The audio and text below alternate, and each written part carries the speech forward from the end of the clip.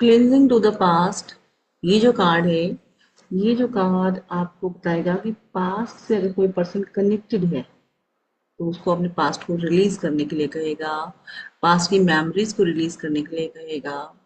और सबसे पहले इस कार्ड की कीवर्ड्स को अगर एक नज़र डालते हैं तो कीवर्ड्स हमारे पास होगा रिलीज, रिलीज कर दीजिए, छोड़ दीजिए। फॉरगिवनेस, माफ कर देना, माफ कर दीजिए। उसके बाद लेटिंग गो, जाने दो, जो बीत गया उसे जाने दीजिए। फ्रीडम, उन उन चीजों से आप आजाद हैं, आजाद रहिए। आप हील करिए खुद को और इनर क्लेंजिंग करिए खुद को। आप पुरानी यादों से थोड़ा सा कट ऑफ करके प्रेजेंट मोमेंट में आने की कोशिश करिए। यही इस कार्ड के मेन कीवर्ड्स हैं। नेगेटिव कीवर्ड्स की अगर बात की जाए तो कुछ कर्मास हैं जो आपको ब्लॉक करते हैं। आपका गिल्ट है, ठीक है, आप अभी भी पास्ट में फंसे हुए हैं, ये भी कुछ कीवर्ड्स इसके आते हैं। और तो ये जो कार्ड जब भी कभी किसी पर्सन की रीडिंग में आएगा तो इसका मतलब वो पर्सन अपनी अतीत से बाहर नहीं निकल पाया, अपने पास के ट्रॉमा में अभी है, पास की चीजों में अभी खोया हुआ है। ठीक है, तो उसे हमें यही कहना होगा कि आपको पास्ट से बाहर निकल कर आना है। तो इसके एक बार कार्ड की प्रॉब्लम्स क्या हैं वो जरा देख लेते हैं कि पर्सन के सामने कैसी कैसी प्रॉब्लम्स हैं। अगर वो पर्सन आपके पास आया है तो उसके पास कुछ ना कुछ समस्याएं होंगी। कार्ड तब निकल के आता है जब कोई पर्सन अपने पास्ट में पिछले कर्मों में उलझा हो, उसे बाहर ना निकल पा रहा हो। तो समस्याएं हैं लिविंग इन मेमोरीज, अपनी यादों में रहना, यादों से बाहर ना आना, चेंज को एक्सेप्ट ना कर पाना। बदलाव प्रकृति का नियम है।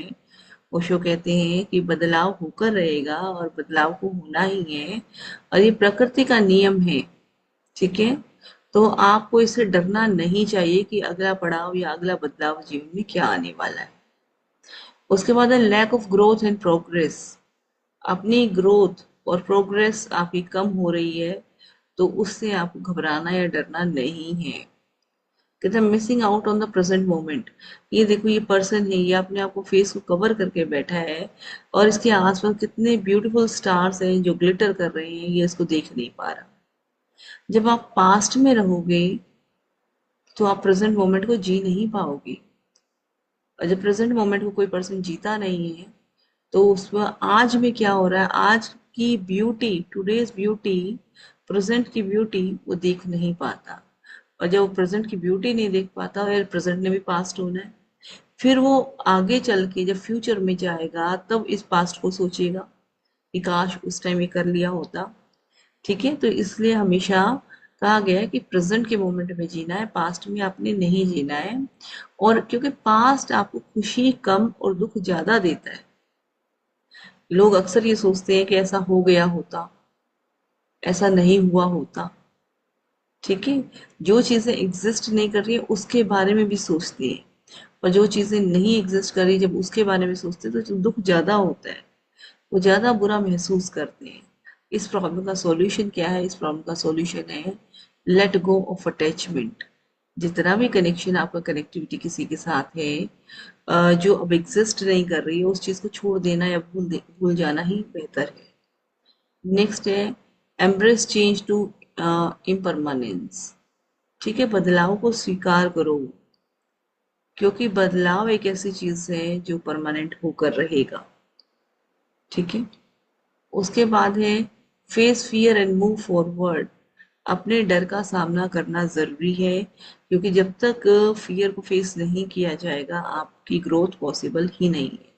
आप नई लर्निंग, न्यू लर्निंग्स आप सीख नहीं पाएंगी। आपकी नई चीजें आप नहीं सीख पाएंगे। जब नई चीजें नहीं सीखेंगे तो आप पुराने पैटर्न में उलझ कर रह जाएंगे। दैट्स वाई अपने फियर्स को फेस करना जरूरी है और फियर को फेस करके आगे बढ़िए। नेक्स्ट है embrace growth and new experiences. क्योंकि जैसे जैसे व्यक्ति आगे बढ़ता है वैसे वैसे उसको न्यू एक्सपीरियंसेस होते चले जाते हैं, वैसे वैसे वो चीज़ों को सीखता चला जाता है और अपने उन अनुभवों को वो आने वाले जीवन में इम्प्लीमेंट करता है, जिससे आने वाले जीवन की यात्रा सुगम और सरल हो जाती है। Next see the beauty of the present moment. Yes, ये कार्ड कहता है आपको पास्ट से निकलकर प्रेजेंट में जीना है, और प्रेजेंट में जो भी चीजें हो रही हैं, जो भी घटनाएं घट रही हैं, उन घटनाओं को आपको देखना है, क्योंकि आज ये बदलाव भी कल को आने वाले समय में एक पास्ट में बदलाव में कन्वर्ट हो जाएगा। और उस केस में आपको ये समस्या रहेगी कि आपने इस प्रॉब्लम मतलब कि आज को क्यों नहीं जिया, जो आज प्रेजेंट है इसको क्यों नहीं जिया, तब ये समस्या आपके सामने आ सकती है। ठीक है, तो यहाँ पर अगर मैं बात करूँ फाइनेंस की, जॉब की, बेसिक इंटरप्रिटेशन तो आपको करनी होगी। तो अगर हम इसकी बात करते हैं तो ये कहा गया है कि नेगेटिविटी छोड़कर आपको पॉजिटिविटी को अपनाना है। पुराने पैटर्न से चीजों को सीखो, ये नहीं कि बिल्कुल भूल जाओ, उससे सीखो, सीख लो, एक्सपीरियंस आपको मिल जाएगा, उस एक्सपीरियंस को आप प्रेजेंट की प्रॉब्लम सॉल्व करने में यूटिलाइज करेंगे।